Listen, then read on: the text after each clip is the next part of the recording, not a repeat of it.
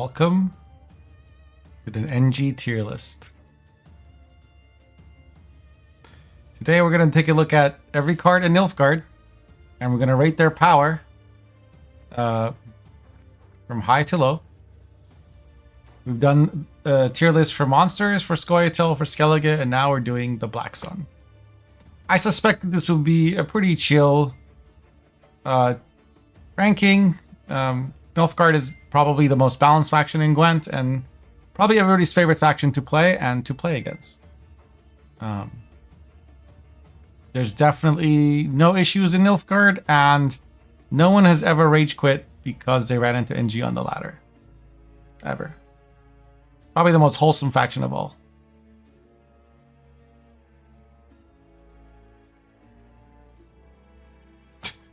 Burn them to the ground, said chat. Put everything in S tier, we're done. True, that you could do that. But then I couldn't, milk the clickbait. Okay. So what should the tier names be called? Super toxic and strong. All these cards are OP. And then, boy, do I hate playing against this card. And can't believe he built my gold. And D, does he really have more lots?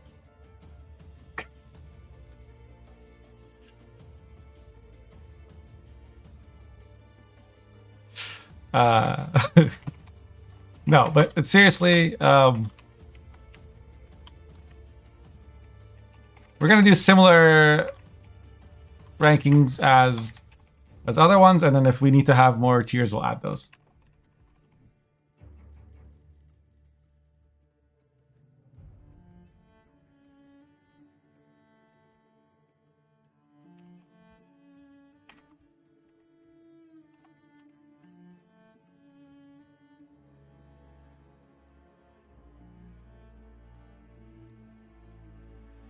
Yes. So let's start with the lock stratagem.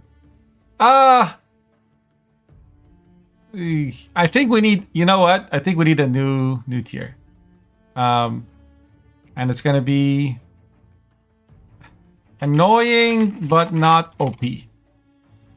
That's where I would put this. So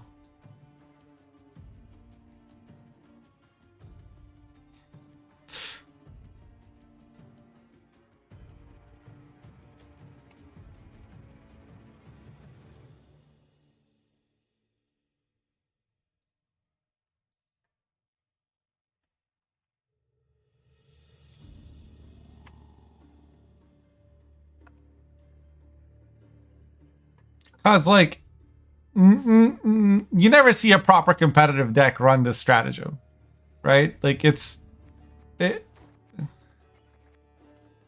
need to go into, like, a Nilfgaard deck. There you go.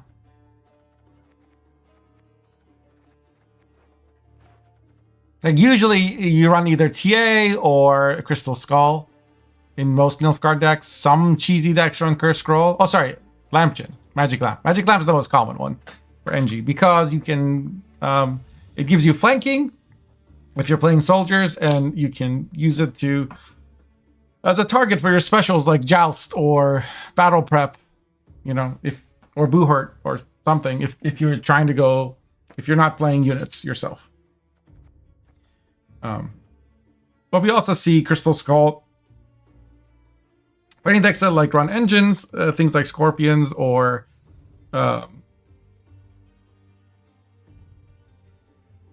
Marines, or anything you want to protect, pikemen. And unlike stratagems are interesting in Gwent because they actually, like, even though there's like a faction specific one that only that faction can have, and there's neutral ones, using one of the neutral ones does not break devotion. So that's part of why you don't usually see collar plate. You might be asking, well, this is 5 points, this is 3 points on the enemy side, and and a lock. Why isn't this better? Well, it's because, first of all, they can see that you have this on the board, so they won't play anything that until you've used it, they won't drop anything important that you'd really want to lock anyway, right? Because you've basically shown your hand. So it ends up being, most of the time, just 3 points. You don't get a lock value. And those 2 points, especially for NG, can be the difference between losing on even or getting out of the round. Most Nilfgaard decks, well, traditionally, like, Nilfgaard hasn't been the smorky faction, right? From blue, they prefer to be like on red coin, and they'll stay in forever if they are. But from blue coin, they tend to just want to play 3 cards and get out. So that's basically the main reason. You'll see TA, Lamp, or Crystal Skullplate. But those times when somebody does have one of these, it makes the game very annoying. Because it's like one more lock that you have to deal with if you're playing a deck that has a lot of lock targets. I think we need another category. I can't believe this is still in the game. And I think that's where this belongs.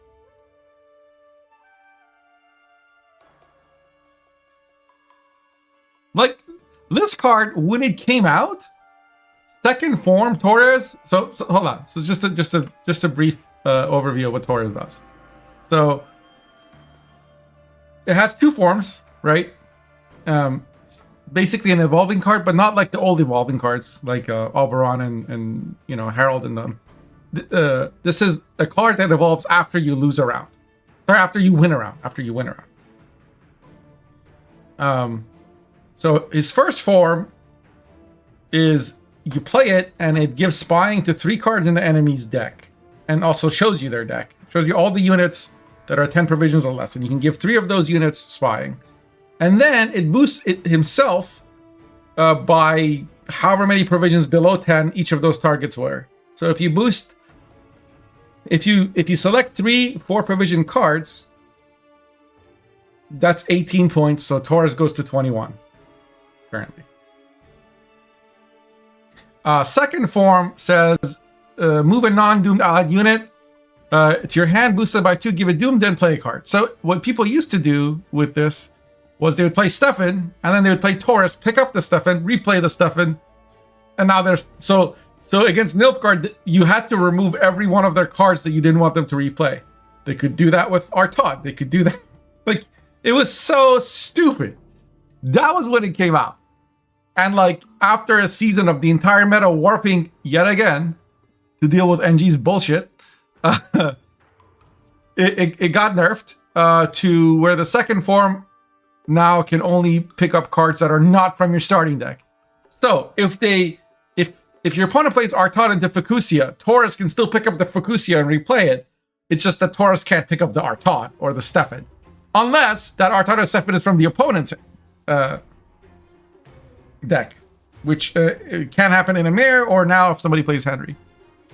The reason this card is stupid strong, even in first, like, second form is like pretty good, solid now, and it does make, like, Artaud plus Taurus together can win almost any 3-card round. Like, and when you have Calvite added to the mix, it makes Nilfgaard very deadly, because when you try to bleed them, they have sergeants and they have Calvite, so they have all their golds. They can defend the bleed, usually take last save from you, and then they have Taurus and Artaud as their finisher. And that's very powerful. But the other reason why this card is busted is because if they draw at round 1, they can give spying. Not only can they see your deck, which, like, in a tournament setting with open deck, this doesn't matter, but in ladder matters a lot. Not only do they get to see your deck, but they get to give spying to any gold that they want. Below 10 provisions or below. Like, it used to be that, like, the way that you would play against Nilfgaard, let's say you're playing Skellige, right? Let's say you're playing Alchemy. You would not play your Fucusia until you knew that, like, both Mage Torturers and Vigo had been played. Because if you let Nilfgaard put spying on your Fucusia, that was GG, right? They would coup it, they would play it with Artaud, and, like, And even if you didn't play it, they could still like use double cross leader to get it, or if you were one of my opponents, they would just bribery into it like a Giga Chat. But at least there was like some counterplay, right? Like you had some say in whether or not they got to give spying to Fukusia. Heck, you could discard the card and they would never. But like with Taurus, I mean, Fukusia is a bad example because Taurus can't give spying to Fukusia, but like other cards like Unicorns, or if you got like Kashi in your deck, or Igni or something. Like what decides the games a lot of the times, way too often, is, oh, he had Taurus round 1 and I didn't draw my Unicorns, so he was able to give him spying. I didn't draw my Ozrel, so he was able to give it spying, and he's playing 3 Ozrels.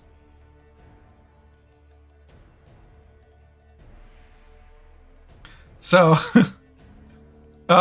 it feels terrible to play against. And the fact that like if they're red coin, even if like, first of all, you don't know that they have Taurus. So if you are playing a deck that needs to bleed against Assimilate, or you're playing something that needs to have last say against Nilfgaard because it has like a tall finisher that would get Vilgefortz, like let's say you're playing Vamps and you have Regis.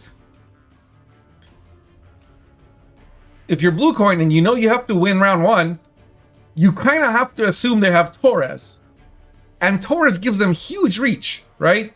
Like, if they're staying in the round and you're only up by 20 points, you know they can drop a Taurus for 21 and still win round 1 and probably the game, depending on the matchup. Or if you're bleeding them, like, they can just wait you out until you play your last like card, and then they can drop Taurus for a bunch of reach, right? Obviously, it doesn't always work. Some decks thin so much there's nothing in their deck anymore. And like, of course, if you play Taurus after playing Calvi, you don't necessarily draw those cards, assuming you wanted to in the first place. But it's just like, it's like if you could play Artaud for 20 points on demand, right? In round 1, like just by itself, unconditional 20-point Artaud, without having to give something spying beforehand or have any other assimilate engines on the board. That's what kind of is the biggest issue with this card, is how much it boosts. I don't know, like, I get that they wanted to give compensation to make it feel that like they didn't want you to always pick the highest provision units, but like the fact that it boosts by that much, it's just kind of silly. Maybe like it could have boosted the spawn-based copies, but even that would have been broken. Like it maybe for every 2 points below 10, it should have boosted by 1. Like if this came down at like 10 points and gave spying to 3 cards, okay, I can live with that. But when it comes out at 20, it's just silly, especially against a deck that has good bronzes. Like against, like I said, against Nilfgaard, sometimes I would just not play certain cards. Like if you have Piggy, like and you're playing relics, you don't put them down, right? Because you don't want Nilfgaard to give them spying or be able to illusionist it from your graveyard. It used to be the board was never safe. If they had illusionist, the graveyard was not safe, or illusionist or remedy. And if they were double cross, your hand wasn't safe. And now if they have Taurus, which all of them do, your deck also isn't safe. Nowhere is safe. Apparently everyone in the universe of The Witcher is a fucking traitor. All they need is like for Taurus to just bat his eyes at them and they're immediately enchanted and suddenly they're spying for NG. Oh, Geralt, you know, like he's been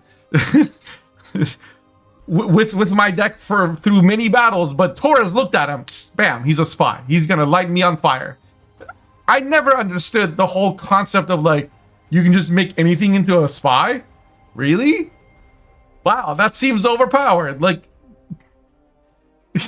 what do they have? Like, what kind of juiced up cookies are Nilfgaard offering everyone? Somehow everyone's eager to become a spy.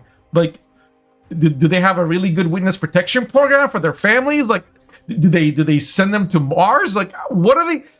And also, how do they communicate with all these spies? Like, how many spies? Like, you don't have any spy masters. It's just like some torturers and some mages. Like, what are they doing?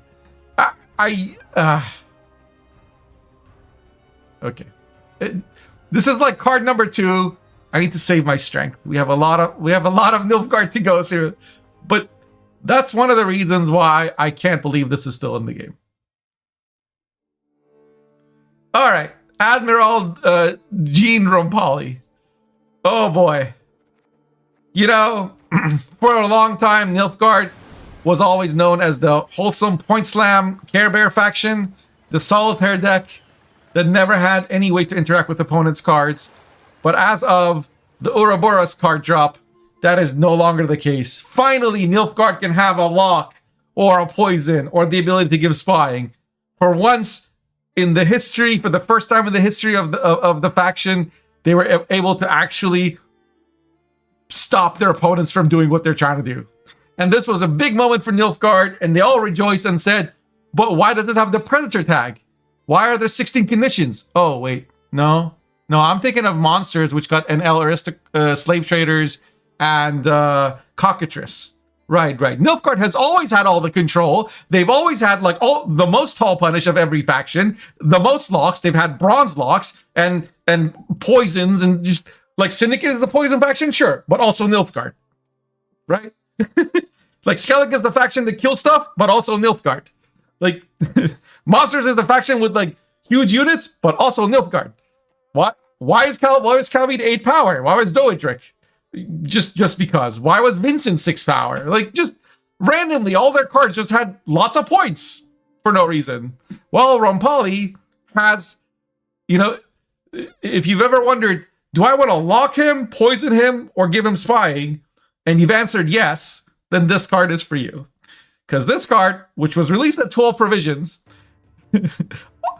is not even a deploy, right? It's not even a deploy. So, like, if you're some poor soul who's playing Sabbath against Status NG, and they jam their Romali like a monkey in round 1, along with Amir and Philippe, if you Sabbath, you're going to give him Romali. And because it's not a deploy, it's Zeal Order, Romali gets to pick the target again. And, like, why is it Zeal Order? What did they really envision that people were going to just play Romali and then just sit on it? Like, is anybody gonna like let a 4-power unit that can lock, poison, and give spying just sit on the board? Who was gonna play this as a proactive play? When has this ever been the first card anyone plays?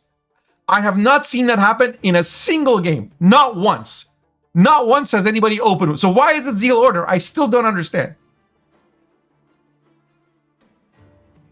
Frankly, I think we should be thankful this doesn't have immunity like Sov did on launch. Some call him a hero, some call him a genius. I call him a bad designer. Others prefer to call him a pompous prick. Funnily enough, all are in the right. So, lock, poison, spying, yes. Basically, the flavor text says the same thing.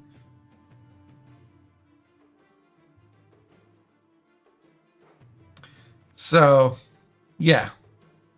Recently, the Balance Council nerfed this to 13 provisions, and also nerfed this to 3 power. This had 4 base power. Didn't it have like 5 initially?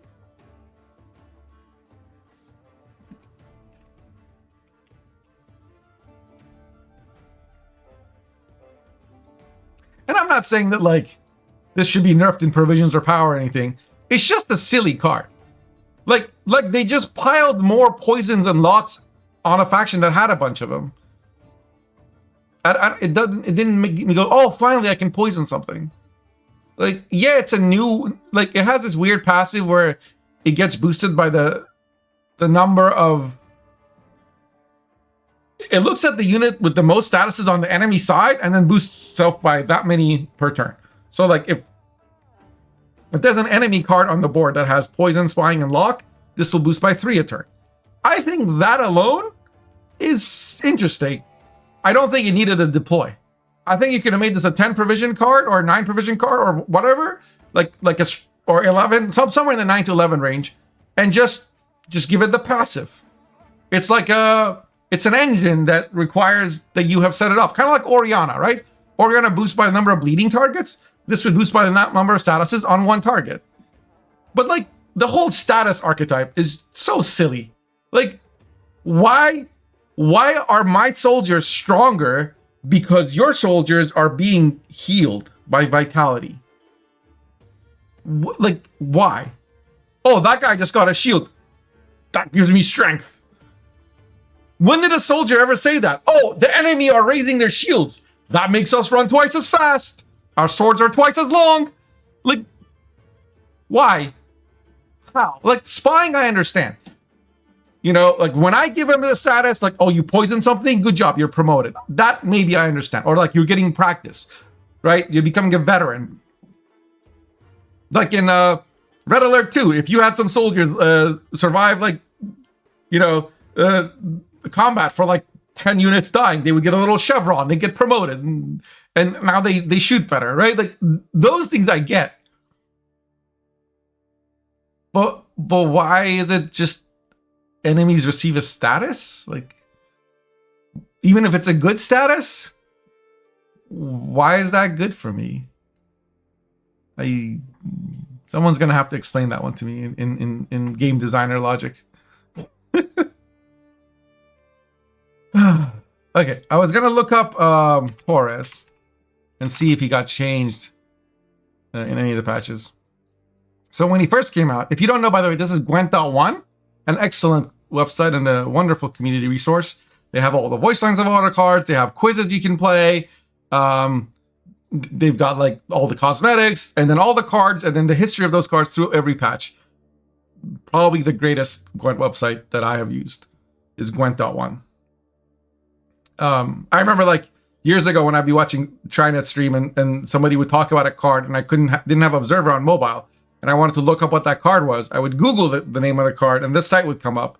And so I got used to just searching like, you know, bar guest Gwent.1 in Google because I only wanted to go to this site. It was like my wowhead, you know?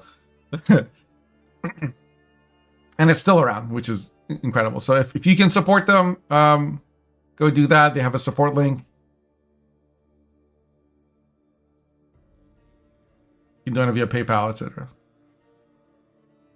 Okay, so when this released in patch 10.12, it had 4 power, 14 provisions, give spying to 3 units, provision cost is 0. Okay, so the first form hasn't really changed at all. And then the second form is return an ally unit to your hand and give it doomed, excluding self. Then play a card. At least they made it so you couldn't Taurus a Taurus, because that would have created an infinite loop. But you can still Taurus an Artaud into a Taurus, which can pick up that Artaud, which can make another Taurus.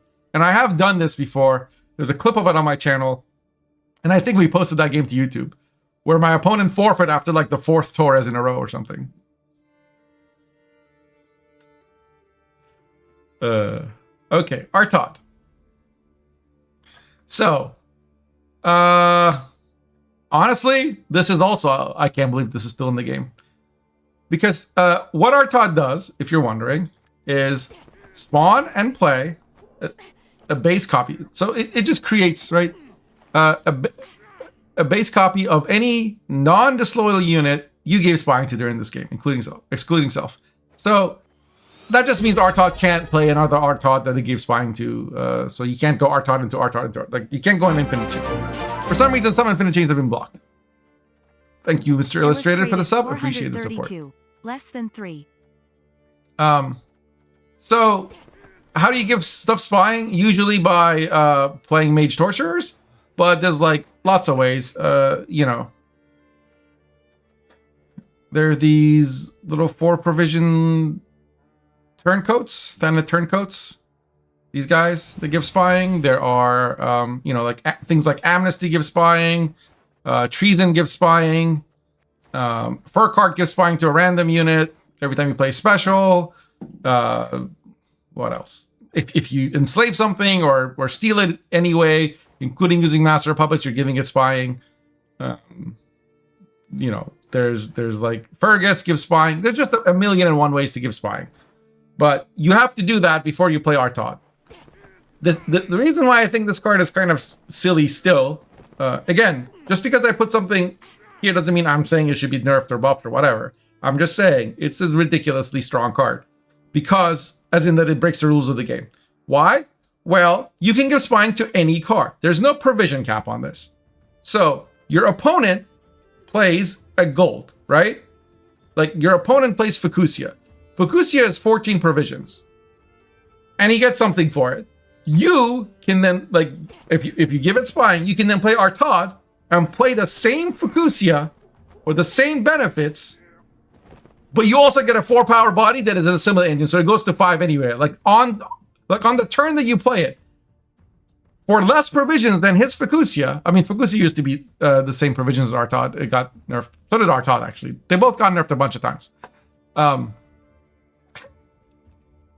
It's so funny to me how many like monster cards have had to get like multiple buffs to be viable, and then how many like Nilfgaard cards, if you look at them, like they've gone like a million nerfs over the years, and they're still like really good. So like if we look at Artaud when it first came out, it was 12 provisions, 4 power. And then it got changed to 13 provisions, 4 power. And then I think it got, oh, I guess that's it. Okay, so it was 12 when it first came out. 12 and 4. But like Brothens has gotten nerfed a few times as well.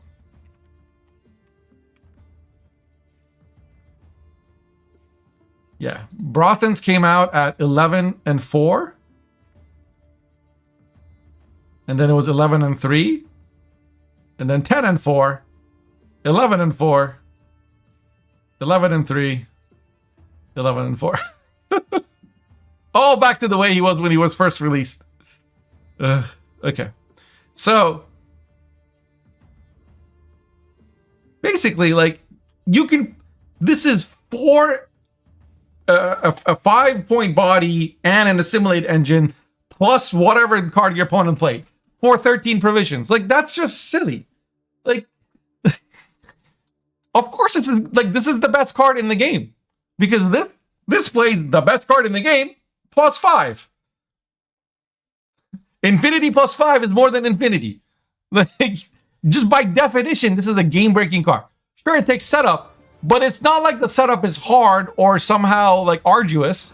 This isn't like, you know, a cockatrice that you had to hand buff with your werewolf. No, this is just give stuff spying. And how do you do that? You play an engine that has Veil and gives spying and has assimilate. Like, no. And that's 5 power. So it's not like it's just Amir. So Amir's gone through a few iterations as well. He used to not even play a card. So right now what Amir does is he plays he lets you play a soldier or aristocrat and then draw a card, right? So you play a card from your hand and you draw. It's like a dandelion but specialized and limited. And then he has a passive where he every time the enemy plays a card, it gives them spying automatically. Which means that if you have Amir on the board and an opponent plays cards, all of your Thirsty Danes or Seditious Aristocrats get boosted. But also, like, used to be Mangonels would shoot it. Or Imperial Forces get a charge. Just anything that procs off spying just works with Amir. And then on top of that, Amir has an order that seizes a 1-power enemy unit if it has spying. So you would like ping it down and then yoink it, right? Or bleed it and then yoink it. But Amir used to not be 13 provisions. He used to be 10. And I think at one point he was like 7 power, wasn't he? Yeah, he was, okay, 11 and 7. So it was draw a card, then move a card from your hand to the bottom of your deck. So it used to be like a hand fix card, right? And so you would like put something from your hand to the bottom of the deck after drawing a card. So kind of like a reverse Curse Scroll. No, it's just like Curse Scroll, actually. He was basically Curse Scroll on a stick. But he had the passive, and he was 7 power, so he was kind of hard to remove. But it wasn't seeing a lot of play. So then they changed to Zeal, deploy, draw a card, then move a card from your hand. And then gave it the order to seize. This is an 8.5. I wasn't around for this. And then it got changed to... Yeah, it got buffed to 10 provisions instead of 11. I remember playing this version of it. I used to play it with Sail. And then it got changed to 13-4 with 2 armor. So it was like still hard to kill, but not as much tempo. I never understood. Like, I still wish they would go back to the 7 power version. Because, like... you could fit it in other decks. Now he's basically played only in status decks. In Masquerade Ball, specifically. Oh, sorry, it's not like Curse Scroll. It wasn't like Curse Scroll before. It would just draw the top card of your deck. So any card, and then you had to put something at the bottom, which was, I guess, people didn't like that, especially like in a Calvite deck. It didn't make a lot of sense. But that's Amir. The reason it's auto included in status right now is that like status is an engine deck, and engine decks in Gwent suffer from you play a card, opponent kills a card. You play a card, they kill a card. If I just play Pikeman or a Dame, opponent will kill it. Amir is an engine, and he can deploy another engine. So, like, even on like round 1, you can just go Amir with Pikeman, and now your opponent has to choose: do I kill the Amir? Do I kill the Pikeman? If he plays a unit to kill the Amir, that unit gets spying. So, gives your opponent like a lose-lose decision to make, and that's always very powerful. All right, we have Vilgefort's Renegade. This is a card that currently primarily sees play in cheese decks, where they play Imperial. They play Practitioner. This card, this wholesome student of alchemy and non-toxic gases. That's not a person he's feeding into. That's like a training dummy. Sometimes they move just to simulate. Yeah.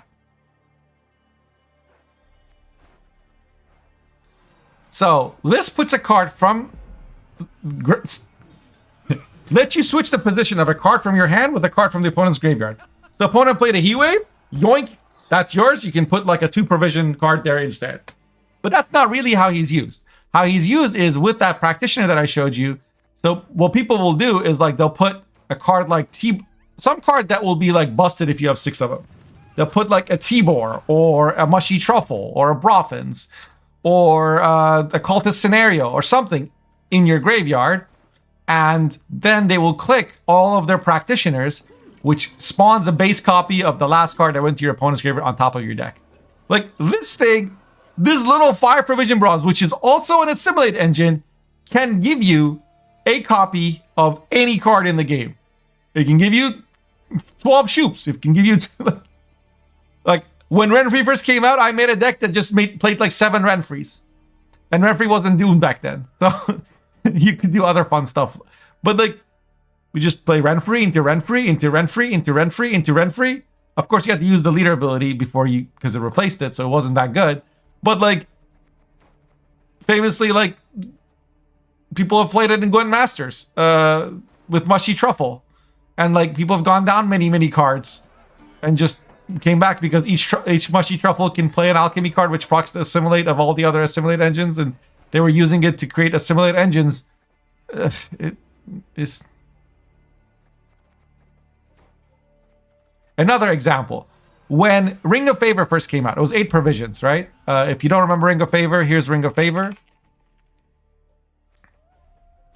It's a neutral card.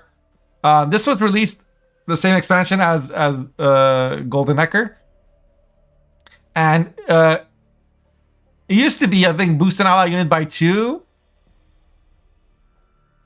Wait, what did it do before? It was like fast. It was more points before. It was getting to ridiculous levels. Let me find it real quick. Ring of Favor.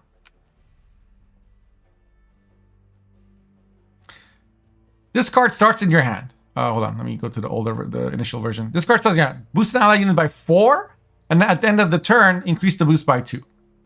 So on turn 1, this was 4. On turn 2, this was 6, 8, 10, 12. So by the end of the round, it was like 24 points. However, this is a card that if it's in your hand when an opponent passes, banishes itself and draws you a card. So like it thins itself basically, right? It's also a card that if you were to mulligan, it would banish itself. And it always starts in your hand. So it's like think of it like a roach that starts in your hand, and then as soon as you mulligan it, it goes poof, thins itself for 0 points. It was useful for decks that like wanted to win round 1. Like sometimes it's much harder to win from red, and this is a card they would play if they were to give themselves a chance at winning on red, or to help them get tempo if they were an Erendite deck. And you have to time it, right? Because the longer you wait, the more points it gives you, but then your opponent might pass and you're stuck with it.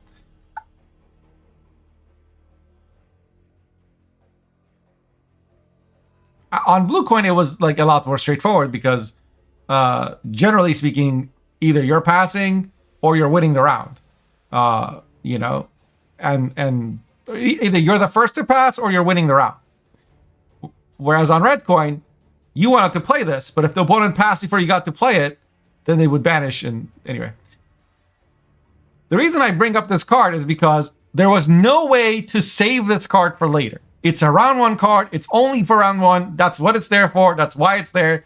And if you try to put it in your deck using Crisp Butterflies or any other means in the game, like Snowdrop, whatever, it would just go poof. Unless you play Nilfgaard. Because then rules don't apply. Why? Because if your opponent played this in round 1, you could use Vilgefortz Renegade to get it out round 3. So let's say it was a long, hard contested round 1 where you force your opponent to play Ring of Favor and it played for 20 points, and now it's in their graveyard. And now you just grab with Vilgefortz Renegade in round 3 and you play it. So, yeah. You can also use this to seal their Erendite or their coup or like just, you know, like any of their Echo cards, right? Opponent like spent all game round 1 and 2 growing their Erendite, being ahead in tempo, and they got their Erendite to 15 points and they're excited to use it. And they use it, and you're like, yoink, that's mine now. It's just one of those cards that like breaks the rules of the game.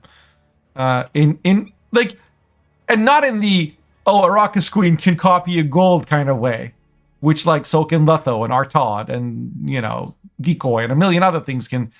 No, this thing can make 12 copies of Artaud. Okay, this thing can make 12 scenarios.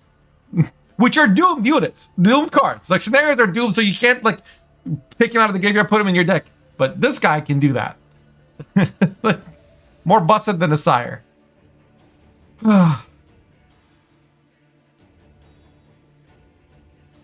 Anyway, I hate this card. Renegade is much more healthy than other stuff. It's Practitioner that's busted. I mean, I agree. Like, this is... Practitioner is one of the worst cards that have ever been printed.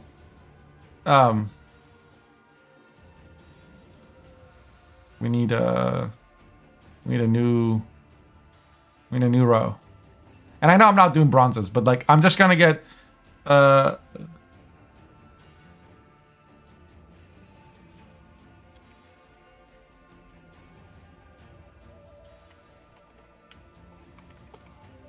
this is going to be a little row reserved for Mr. Traherne and for Practitioner. Where are you at, Traherne? Come over here.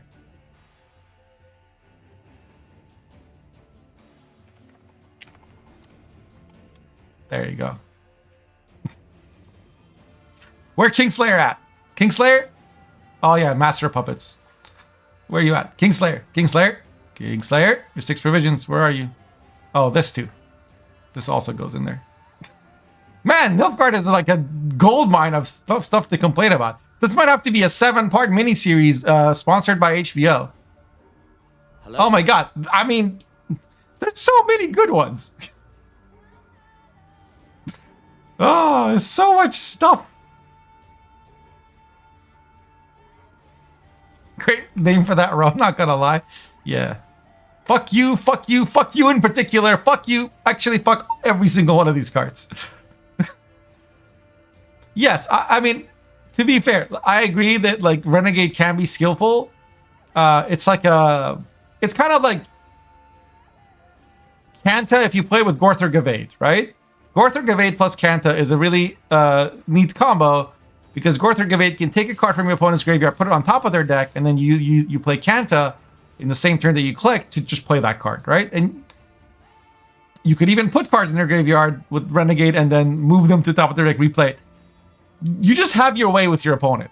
But it also does reward clever play, and it's one of those cards that like you use it differently in every matchup for different and new and interesting combos that maybe no one has ever even played before. And that's a cool thing about cards like Renegade, right? And even Artaud. Like there's a reason I like you see I have these cards like in a deck that I play, right? This season even. Because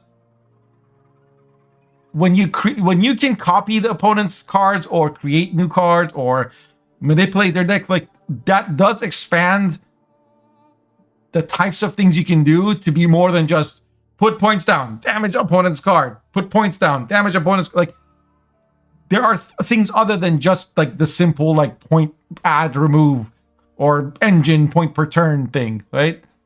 That adds some complexity and depth to the game that are certainly fine, certainly welcome. But the reason I'm putting it like up there is just because like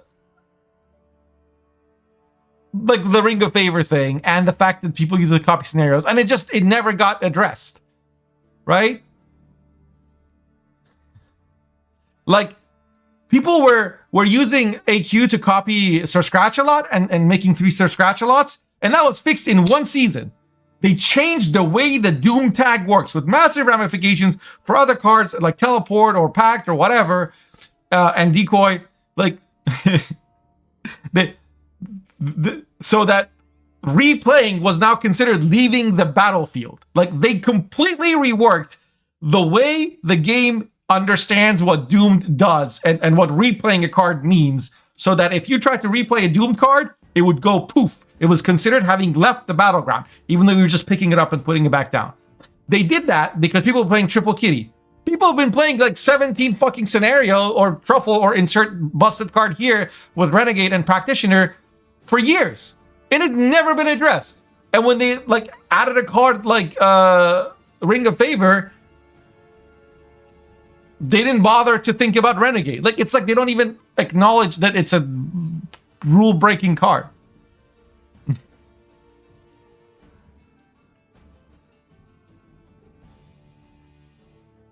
So that's why I have an emotional reaction to it. Not because I actually think this is a busted card. Like it just offends me that like Nilfgaard gets this level of like, it's like they're in a modern jet fighter and the rest of us are in like little World War I style airplanes, you know?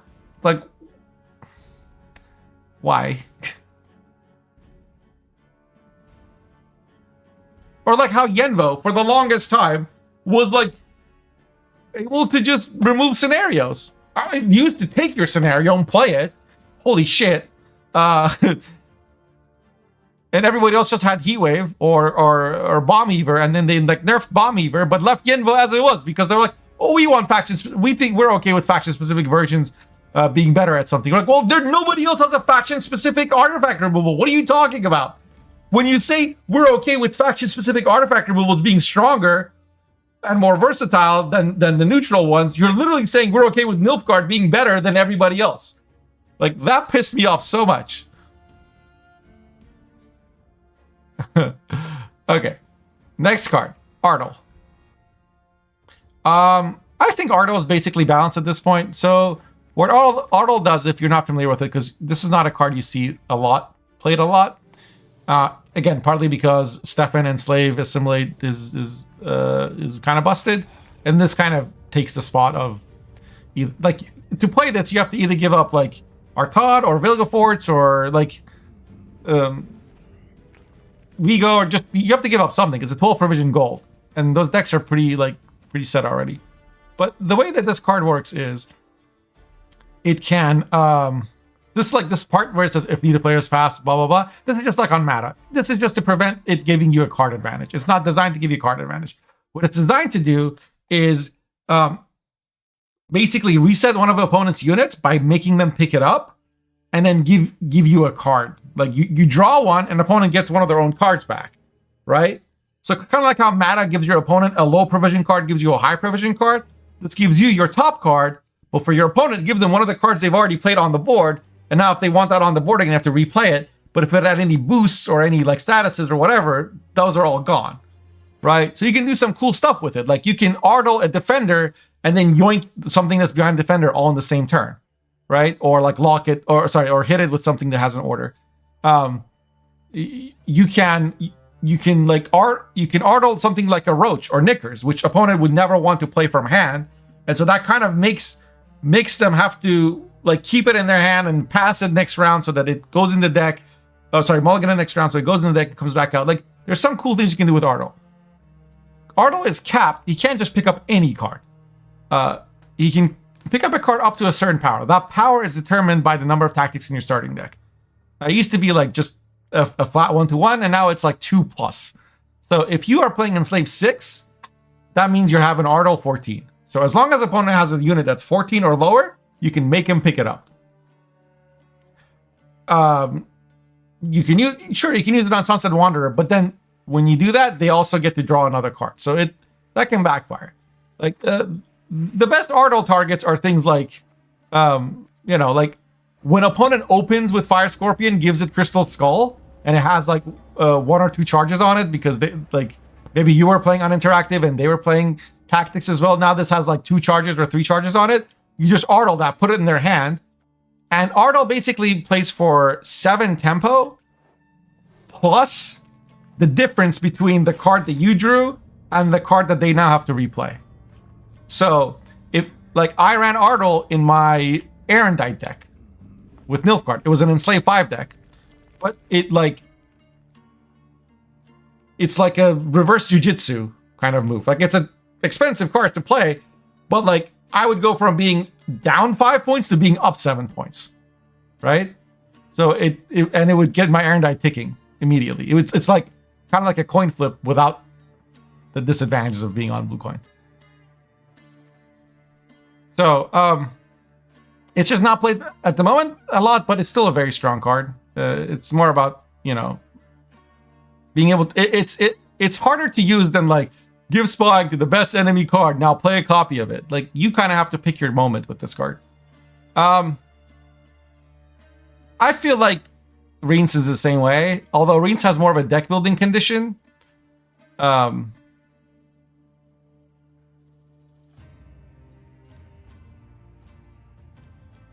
Maybe we need another one that says not strong but fine. Not strong but playable.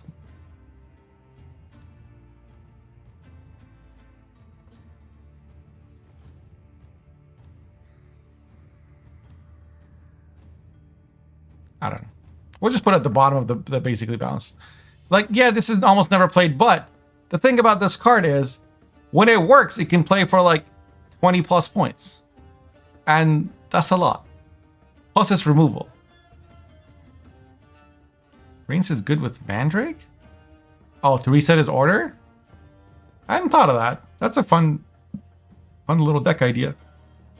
So what Reins does is he looks at the top 3 units in your deck, moves 1 to the graveyard, then destroys an enemy unit with the power equal to that unit's power. So like, if your top 3 cards were like 7, a 5, and a 4, it means on deploy, he plays for 6 plus one of these 3. Like if the opponent has a 7, then he plays for 13. That's just a deploy. And then the order is set the power of a unit, and this can be your unit or the enemy unit, to match the number of cards in your deck. So if you have like 10 cards in your deck, you can set one of your own units. Maybe you have like a spy on your side. You can set it to be 10 power. Or if you have no cards in your deck because you're playing Reins Hyperthin, you can basically delete one of the enemy cards. Reins can be like very powerful, but it takes setup and has conditions. So it has a lowest ceiling, the lowest floor, which is 6. Like if you can't reveal a card that the opponent has something of that power on the board, then he just plays for 6. He still has the order, and so opponent still has to lock the order or whatever. So it's not like he's just 6. He's not an Elder Bear, right? But if they don't have any cards, or like you don't have the right deck set up, then yes, he can become an Elder Bear that gets like locked and then played. It ends up having played for 6. Usually this card is played with Rico, which is a Syndicate /NG card. It's a dual faction card. And Rico, while in your hand or in the deck, changes, like, think of it like Doodoo. When you play Doodoo on deploy, it turns into an enemy card. Rico, while in hand, the power of Rico changes to the same as an enemy card that was just played. And that includes any boost that it got on deploy. But if opponent like played an Onager and then clicked TA, Rico would still be at 4, even though the Onager is at 9. Anyway, the reason I mention this in the context of Reins is that people would have this in their deck, and if you thin to 3, then whenever you play Reins with only 3 cards in deck, you know for sure you're going to see Rico, and you know for sure that Rico is going to be the same power as the card the opponent just played. So in that combo, Reins was basically able to always answer the card that the opponent played last. Leftover Reins Mandrake deck? Yeah. Reins is overcost compared to any tall removal? Yeah, it's just that Reins can also boost your cards, right? He's just one of those cards that's like too clunky. But if you make it so cheap or have such a high floor that it's like worth putting in your deck just in case you get the payoff, then it becomes like a problem. So that's kind of where Reins is at. It's like a niche card. It's like if Yaga wasn't completely garbage, Yaga would occupy the same space as Reins. But Yaga is literally unplayable. That's what Reins in kind of sucks. Too niche or clunky.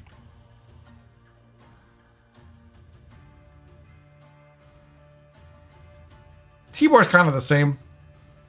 And the reason Tibor sucks is because it gives your opponent a card. Like, Tibor is just this, like, Frankenstein of a card now, where on deploy, if your opponent's hand is not full, blah, blah, blah, your opponent draws a card, and you don't. So they just get a free card, and you get a 15 power immune unit. Why immune? I don't know, man. Like, whatever. And then at the end of each turn, he can infuse a random enemy card with a status that makes him take more damage from getting statuses. So it's like, and it can stack. So the first time you get that status, you take 1 damage. The second time you take 3 damage because you have 2 stacks of it. Even though the game does show you like 2 lines, because when it applied the second status, the unit takes damage from the first status and the second status, but from the first status it takes 2 damage, and then it gets silly. But the point is that these have, like, if you have more than 1 Tibor, they get way better. And also if the enemy like doesn't have a lot of units, this becomes really good. But it's almost never worth playing just like normally. It's pretty much only good to play if you've managed to mill your opponent, so where this doesn't draw them a card.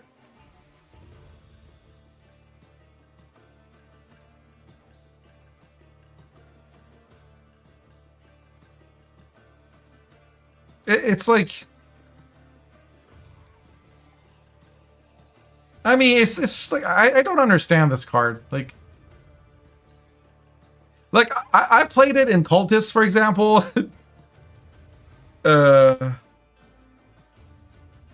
This is a card that like aggravates people.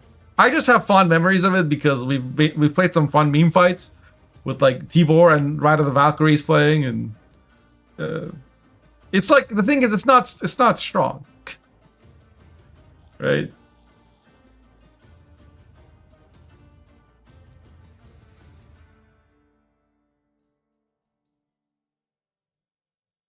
Reins would be fine if Rico wasn't so trash. I mean, I would like Reins to be playable without Rico. I mean, they could have changed this to the top 5 units in your deck. Like, why does it have to be just top 3? Like, am I supposed to play this with tactical decision? Oh, he played a thing. Let me quickly leader, put a 3.5 power card on top of my deck so that I can then play Reins. Like, oh my god, come on. Stefan, I still can't believe this is in the game. Why? Well, Stefan, if any of you remember, used to actually be a card that would repeat the last tactic you played. So people would play 2 coups or 2 briberies in 1 turn. And he was one of the original Elder Bears, him and Damien. He had an order. He was like range roll locked, and Damien was melee roll locked.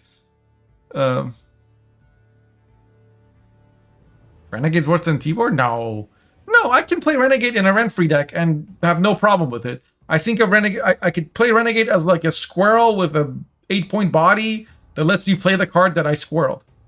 And I can literally put, like, I can use Renegade to put a Marine in their graveyard and then Illusionist it out myself. Like, Renegade's very playable. It's just the other choices are better in the meta. He's just expensive. And for that price, like, you'd rather play something else. Like, you can Operator for this, in a previous round, right? Renegade, one deck was like, you would Renegade a Nilf Knight into the opponent's graveyard, then you would just play Illusionist. And each Illusionist was playing for 12 points, which is OP, and then you would, like, play Voimir or something. But, it's just not played at the moment. And, like, if somebody wanted to buff this, I wouldn't care. Like, make it 12 provisions or something. But it's, like, it's just associated with this cheesy cancer card. So, whatever.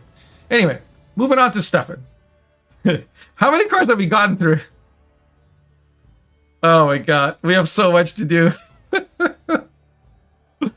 Okay, this is gonna be part 1. There's no way I'm gonna be able to do all of this and stay semi sort of entertaining.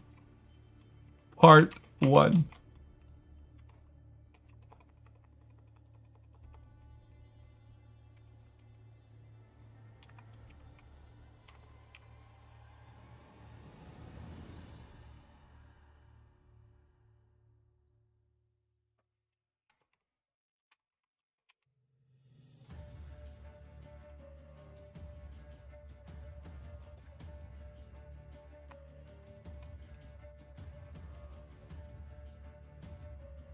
Okay.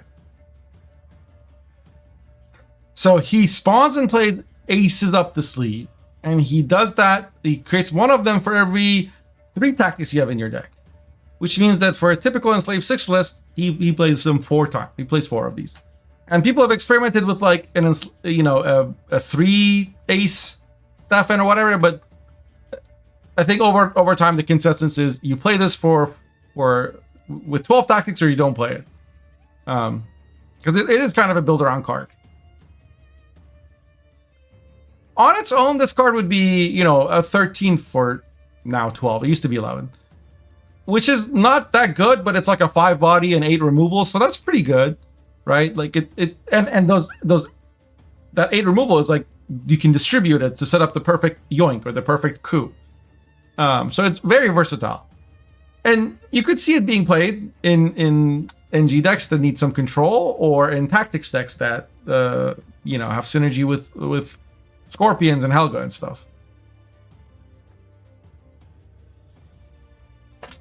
But because he spawns aces, and aces are not from your starting deck due to the wonderful wording of the assimilate keyword, it means that every single one of these aces that you created by playing one of the cards from your starting deck, each of these aces procs assimilate.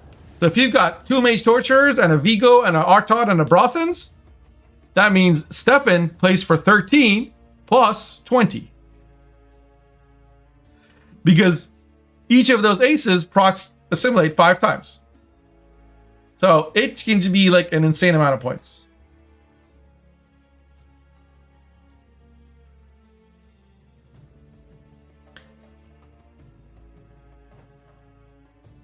So the part of it that I don't think should be in the game is the proccing assimilate. And then we can make it be 10 provisions or whatever. Make a 5 plus 8, or can be 10 or 11, can have a 6 power body if it needs it. But it's just silly that these proc assimilate. As long as these proc assimilate, this card will never be healthy, in my opinion. Okay, next card. The Usurper. So Usurper is kind of a weird one, because he's an evolving card that starts out as just a soldier, and then in his 3rd form he becomes an aristocrat, which means that it works really well in a Masquerade Ball type deck. And in his 3rd form he also becomes an engine, which is whenever an enemy unit gains spying, boosts self by 1.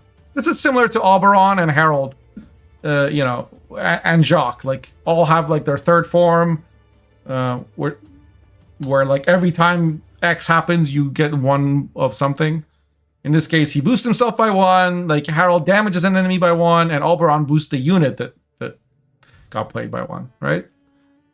Well, Usurper also like creates 2 operatives, puts them on the opponent's side, but has a zeal order to seize them back. So it's like you are deploying some spies, then because they're spies, they're getting the spying tag, which boosts your practitioners and also Usurper himself. And then you could, in theory, leave him there, but I'm pretty sure I'm the only one that ever like floats them. Everybody just clicks instantly. So like you could leave them there and then like hit them with Boo Hurt or some other boost card and then yoink them back, but pretty much never happens that way. Usurper in practice is a short round 3 card for a Masquerade Ball deck. And he's like, you can't really play him in round 1 or round 2. He's really a round 3 card. And but when you do play him, he has Veil and he tends to stick because he comes down as 7 because he creates 2 operatives, right? So he goes to 7 with Veil. That's very hard to deal with. And it's like it can just get a lot of points. It's both good as a finisher and as an opener. Yeah, and it's just a versatile, like very much in the same vein as Jacques, right? Usurper and Jacques are like very much the same. So this is basically balanced, I think. He's not in like every random deck. He has his uses.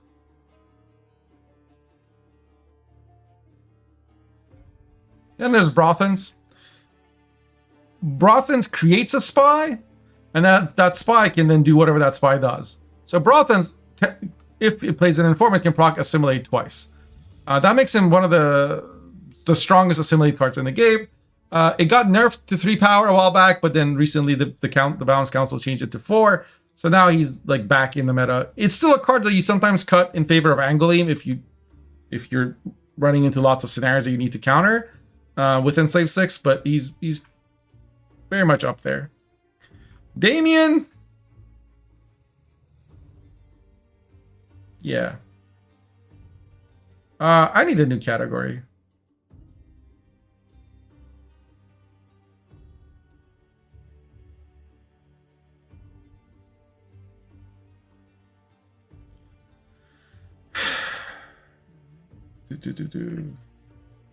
Where is Renegade?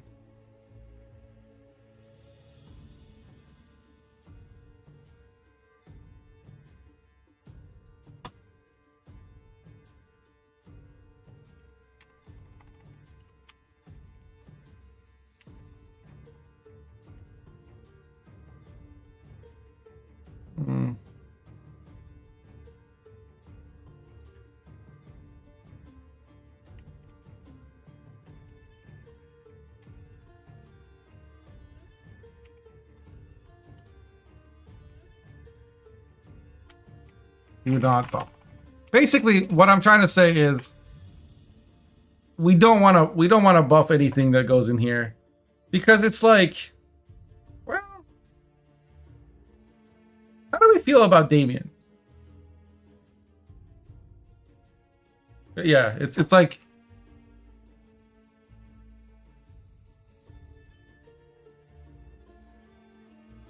weak, but don't buff it. Like not strong, but don't buff. I don't know. Because like this can be very stupid. Like you lock 2 things and then you play this and it gets through and then you lock 2 more things. Or like Imperial match. Can you imagine Imperial Formation? It's a 16-point leader. This would play for 6 plus 16, 22 points. Eesh. But it's like it's kind of gotten power crept.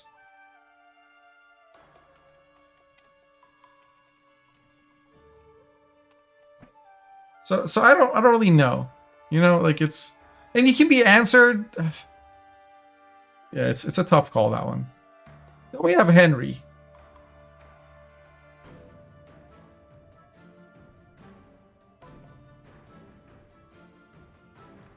He's definitely annoying, but not OP. It's just, it's so like, it creates 3 or 5 cards and puts them in your deck and in their deck, and it can just be high roll-y, like, these are like gonna be cards that are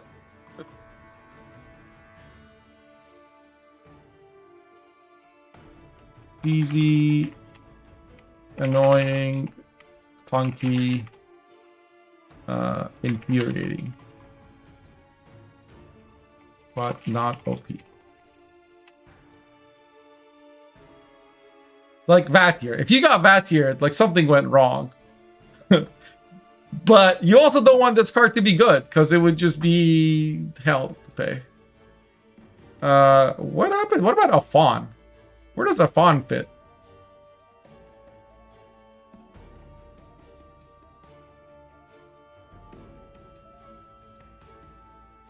Anna and Enslave are better alternatives to regret. Yeah. Circus Lottery? Is that what this is?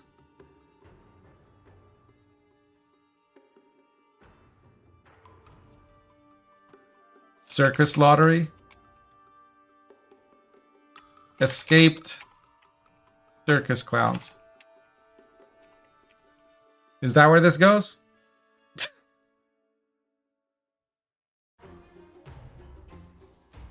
A Fawn is now like a soldier card. I don't think you ever play him in a soldier's deck, though. Like, sure, you play a soldier, which has an implication for only one card, which is crossbows, and nothing else gives a shit. And then it has an order that you click. I guess, is it Zeal now? Does it have Zeal, at least?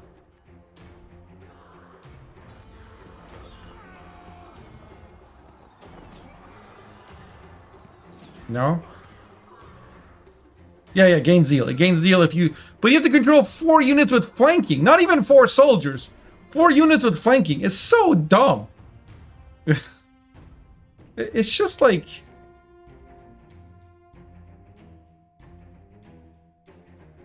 Nah, it's a circus clown.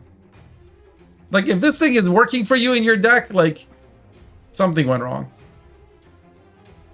I think Ivar is basically balanced now. With the nerfs to a lot of the Guillaume and all those other cards. Calvite is probably number 1, and I can't believe this shit is still in the game. Joachim, I think, is basically balanced now. There was a while when I thought it was OP. Same with this, because it's conditional. Letho is in my Circus Clowns category, probably. Because Letho's only good if something else is busted, like Romali, or like Madoc. Because Madoc, if there's 2 of them, is twice as like 6 points per bomb, which is a lot, right? Rainfarn is fine, I guess. I don't know. There's a lot of cards that are like, you know, not strong, but that's a good thing. You know what I mean? Like,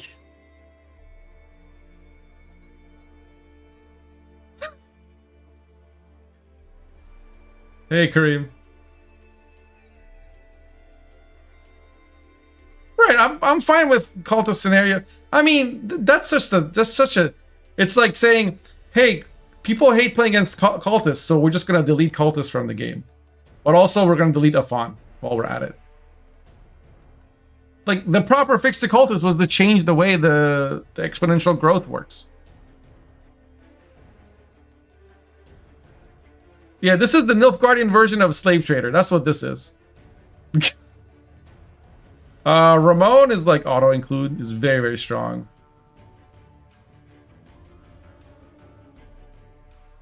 I'd put it at super strong. Vincent is balanced. Catriona, not strong, but that's a good thing.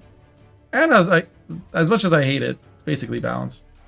I think Vigo's super strong now because he's like got buffed to 4 power, right? Yeah, that like graphic is wrong. Vigo is actually no, it's 3 base power. Sorry, this is right.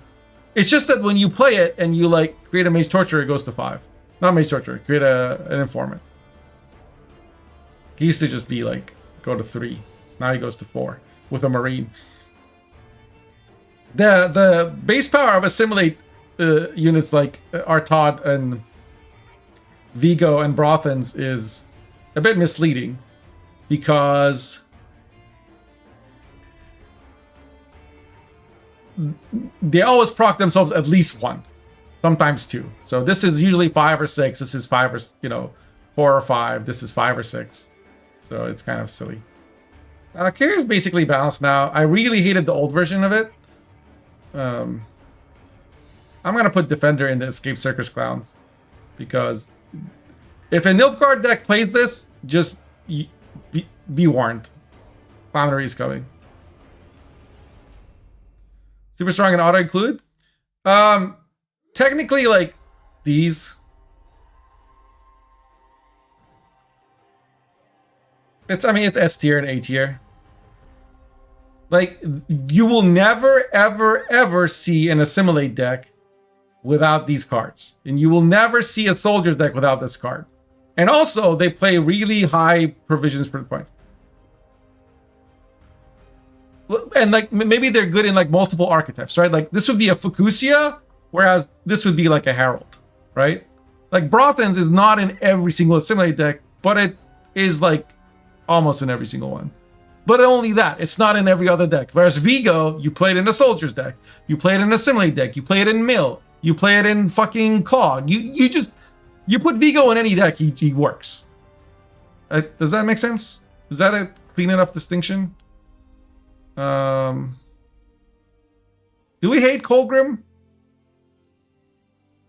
I think Colgrim's gone power crept. How do I use the compass in the Skellige deck, Anklemania? Usually I thin to 2 cards, and then I use it to play a Fukusia, or, well, in your case, any legendary that would help me out. So like Svalbard, or Fulmar, or Kraken, or I don't know, Bride of the Sea, or just anything that like you think is going to play for a ton of points. You got to spend some time studying all the legendaries in Skellige, so you know which you want to pick when. Colgrim is busted? Yeah, Colgrim himself, it just works off of like the difference between it's like a payoff card for thinning a lot or clogging yourself a lot, or thinning or clogging the enemy a lot. It's just about the difference between the deck size. And like if you play against Assimilate, they can copy it, and their Colgrim boosts the same amount as yours. So it's kind of fine. Probably just basically balanced at this point. Lydia, I think, could use a buff. Okay, so we actually need a category for cards that I think should be buffed. Buffable.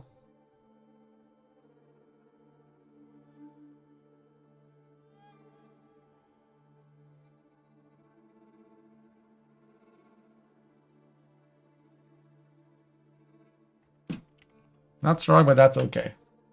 Just like leave this shit where it belongs, like where it is. It's not shit. It's playable. But you don't want to buff it because it could cause problems. As much as Rosa is such a stupid card, man. Like it's like it has a really low floor. It's like an Escape Clown Circus almost, but it's like a viable card in its own archetype. Like because it has a damage of like 8 or 9, and then it creates a copy, and you can use it on Joachim. It's just, I don't know where to put it, man.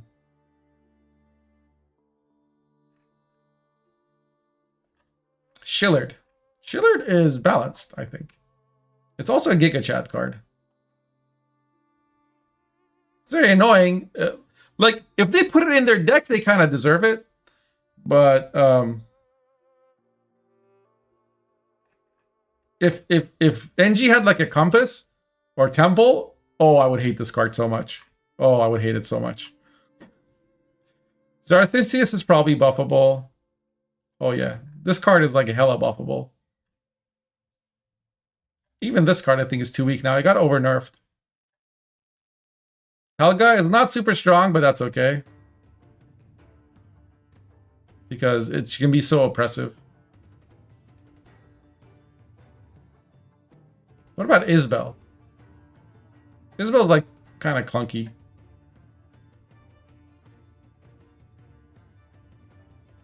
Well, she's in the back. Who cares? Rosa's the one pointing a sword at me.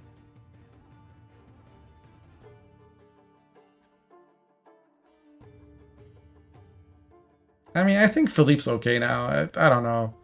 Philippe's like such a like you can't fix it with power provision changes. I think Swears could use a buff. I think 7 provision Swears would be maybe okay, or give him a 1 more power so he has at least like 5 points. I think Vivian is balanced.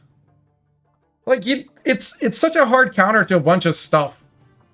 Like on an Arnie, if this plays as a 17 for 8, it's like, or on your own Renfrey, you know, it's 4 plus 4 9, right? It's 13 for 8. It's still very good.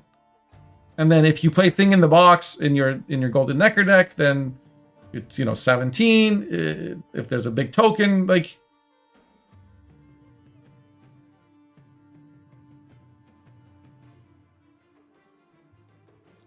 Do we hate War It, or is it a Clown Circus card? I think it's like a not strong, but that's okay card. Vilgaforce not auto-include? Not anymore. Well, maybe. It's very strong.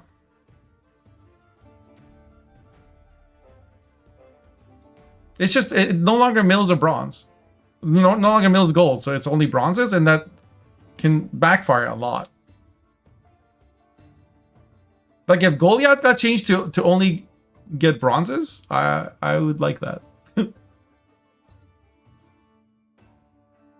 Yeah. I think he's basically balanced. You don't have to run Vilgaforce. It just happens to be tall removal that fits best in Enslave right now, because you want at least 1 tall removal, and he's the cheapest one. Which makes him strong. But I think he's balanced. I would not want to nerf him or buff him. But again, I don't necessarily want to nerf these guys. They're just not as strong as these guys, and they're stronger than these guys. Albrich?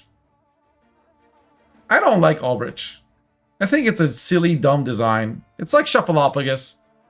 Like, right now it's not strong, and that's okay. Yeah, I'm perfectly happy with Vilga. Then we have Asire. I still can't believe this shit is in the game. Like, they gave Renfrey Doom. They gave Equinox Doom. They give so many cards Doom so you couldn't replay them. But this shit can still move any card from the graveyard. It can move Artaud from the graveyard and replay it. It can do that with Stefan. Like, it's just so weird. And it can do it to the opponent, too. It's so versatile. Like, Alyssa is 8 and only works on specials. This is 7 provisions and works on any card. And you can use it on your graveyard or their graveyard. I can't believe this shit is still in the game. Kanta.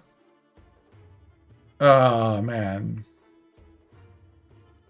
I think, like, it's too expensive. Except in, like, certain situations. Maybe we call these, like, niche.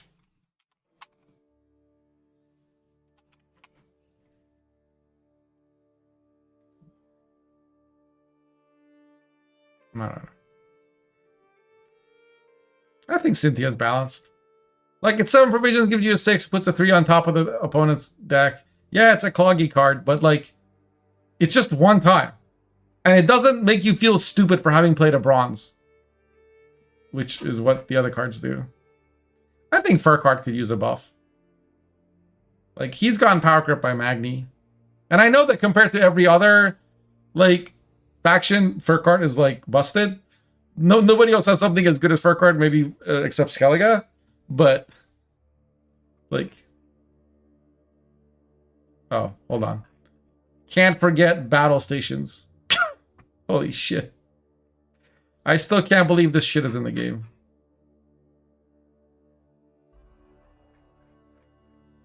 Also, Bouclair. Bouclair has counterplay, I guess.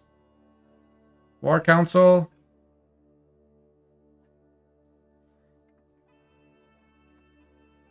I think it's, like, very good. Maybe you could say it's basically balanced. Again, nobody else has, like, something as good as this for consistency, but that's just Nilfgaard. I think Fringilla could see a buff. All right. Like I said, we're going to do this in 2 parts. I am going to save this And we'll resume the rest of this tomorrow. Because it is taking a long time and I'm getting a little tired. I don't want this to be boring content. So here is part 1 of the NG tier list. We have, I can't believe this shit is still in the game. Super strong, auto include, basically balanced, buffable, niche as in, or not very strong, but that's okay. Please do not buff. Clown Circus, these are like, you just know you're getting cheesed when you see this. All these cards are basically bad. Letho is good in a Madoc deck and then bad most other places. These are just toxic cancer cards. And maybe this is now the same as niche category. I think I moved these up.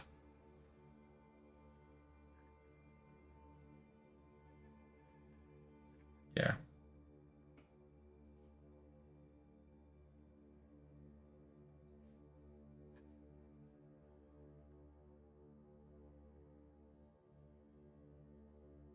I'll think about this some more.